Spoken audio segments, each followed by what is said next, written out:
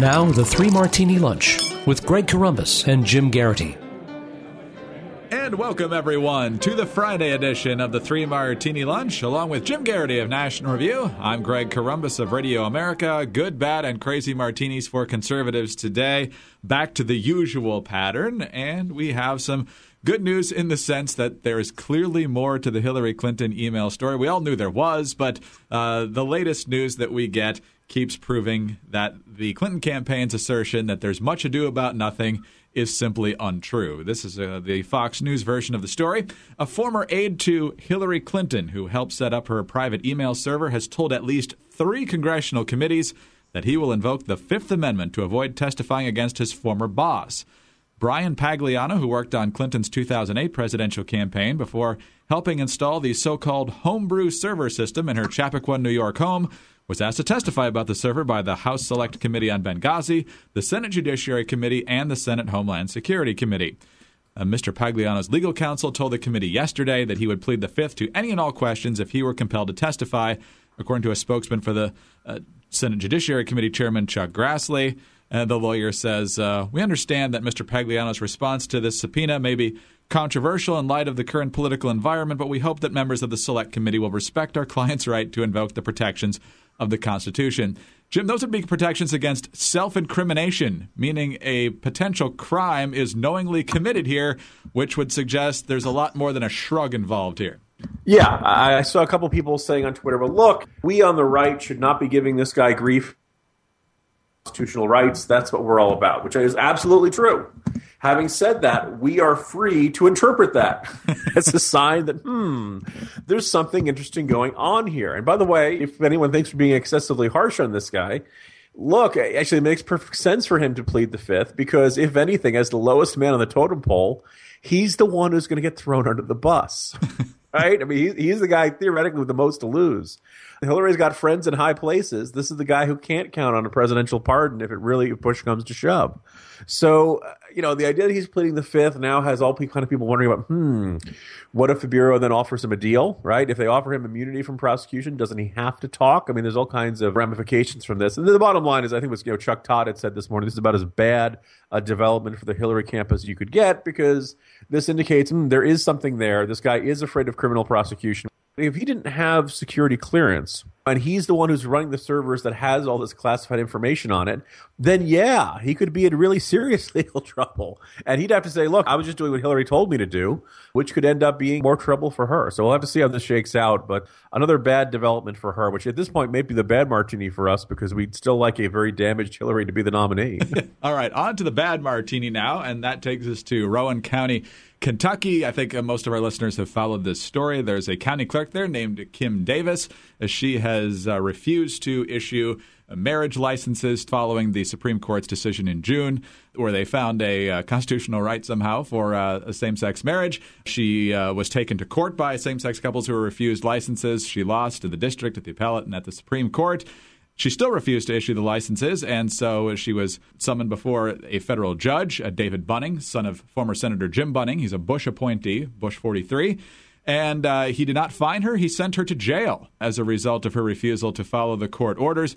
Fierce debate, particularly on the right about this. You have some saying, look, she's a government official, even though it conflicts with her beliefs. This is what she has to do. If she were in the private sector, it'd be a different story. Others say, well, there's not actually a law. It's only a Supreme Court decision. There's no actual statute, federal or state, that she's violating. And then, of course, there's the conscience and religious expression clauses here. So, Jim, a fierce debate, but tossing her in jail is, I think, a move that surprised a lot of people yesterday. It did. And I just tell people to pay attention to NRO. My colleague David French practiced law in Kentucky, is familiar with this judge, and has, I think, some good insights on this. My perspective, look, I want everybody's freedom of conscience to be respected. If issuing a marriage license to two people who are gay violates your conscience, then I'd like to find some way for you to not have to do that.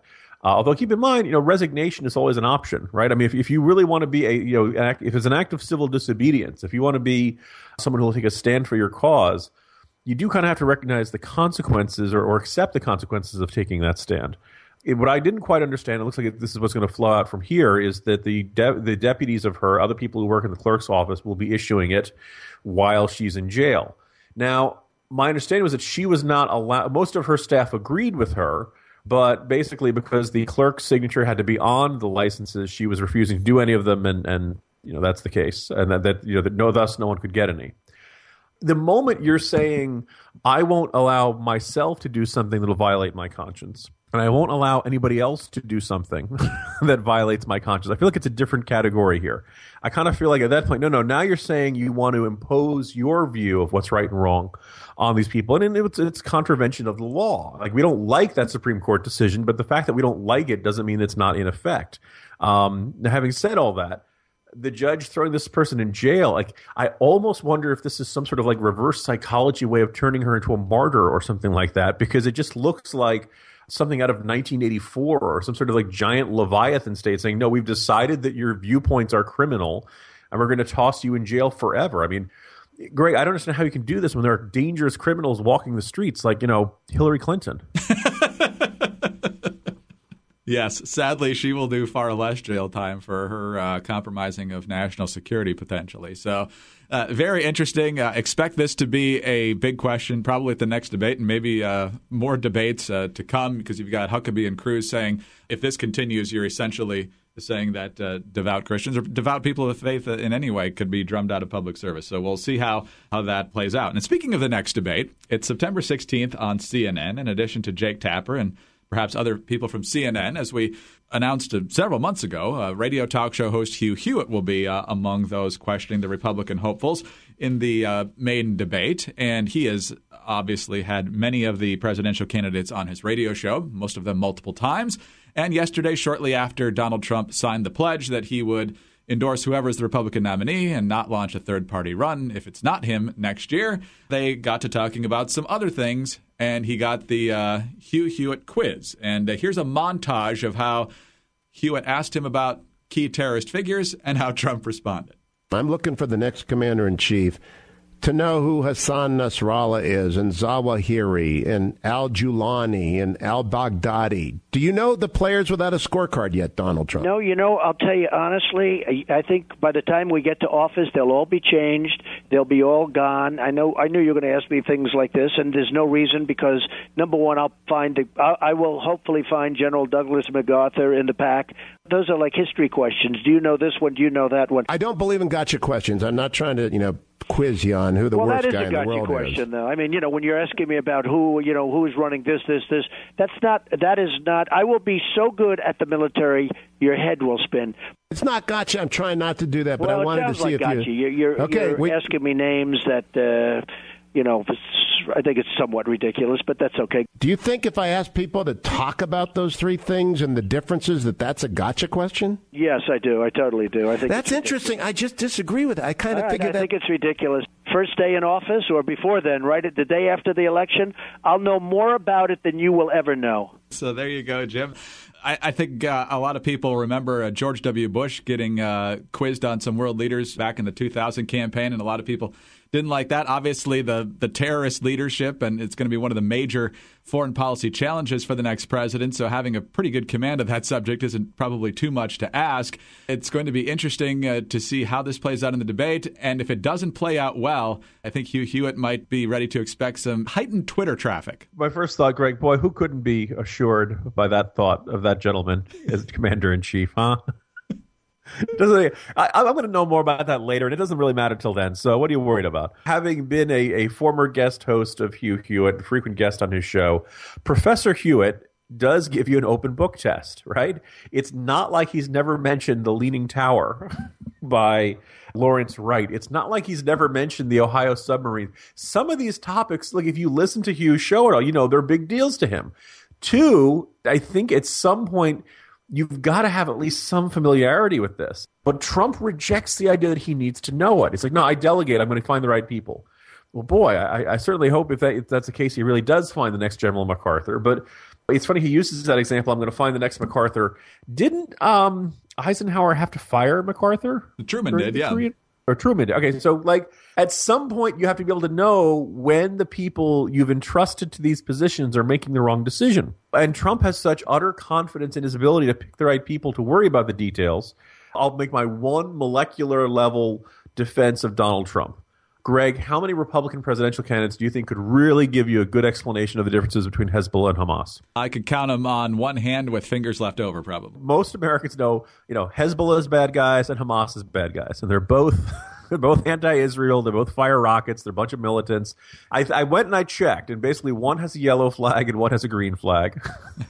One has more of a uniform style, and the other's got more of the standard suicide bomber style fashion choices. They're both bad guys, and we don't like either one of them. And I kind of sympathize a little bit with Trump. Clearly, he went into this and felt blindsided by those questions. On the other hand, you are running for president. This is a tough job. It's not unreasonable to expect some grounding in all this. And you ask the same questions on Ohio-class submarines and stuff like that to Jeb Bush. He asked a lot of tough questions of Ben Carson. And anybody who's, Hugh Hewitt's part of the liberal media, Greg. And Laura Ingraham observed that Hugh Hewitt is the new Katie Couric. Really? Yeah. I'm just going to leave you in stunned silence on that one. I can't think of a better note to close out the crazy martini on, Greg. Study, guys. It's not just about doing, the fun interviews and things like that. Sometimes they expect you to know things. And, I understand this morning Trump is declaring Hewitt as a third-rate broadcaster, denouncing it as gotcha questions and all that kind of stuff. That's really reassuring to see him throwing a tantrum after this. CNN's loving it, though. The ratings expectations are... Oh, my. Could you just imagine when they start staring at each other in that first debate?